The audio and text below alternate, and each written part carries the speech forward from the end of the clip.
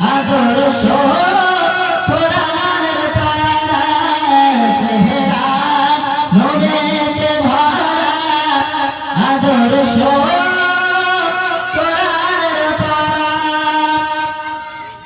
থো থো ব্যথা মেটাতে ঘামের খুশবু ঘামের ফোটাতে থো থো ব্যথা মেটাতে খুশবু ঘামের ফোটাতে নারায়ে তাকবীর নারায়ে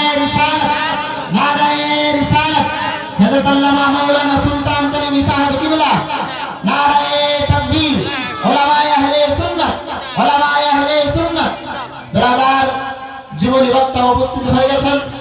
আপনারা এদিকে ওদিকে না থেকে খুব তাড়াতাড়ি মাহফিলের মধ্যে এসে উপস্থিত হয়ে যান। কয়েক মিনিটের মধ্যেই জীবনী বক্তাকে মাইক দিয়ে দেওয়া হবে।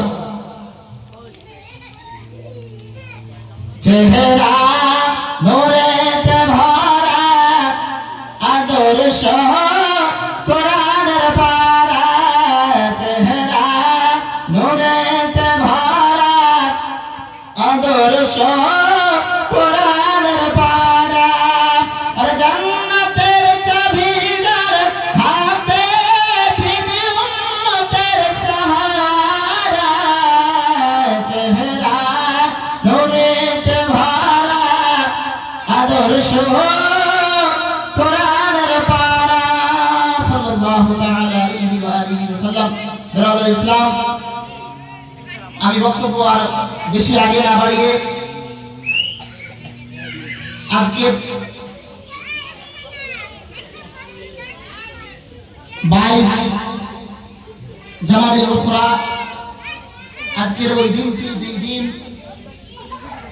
আমিরুল মুমিনিন খলিফাতুল মুসলিমিন জনাবে সিদ্দিক আকবর রাদিয়াল্লাহু তাআলা আনহু এই দুনিয়ায় কমবেশ 2 বছর 3 মাস মুসলমানদের লিডার হয়ে সরদার হয়ে থাকার পরে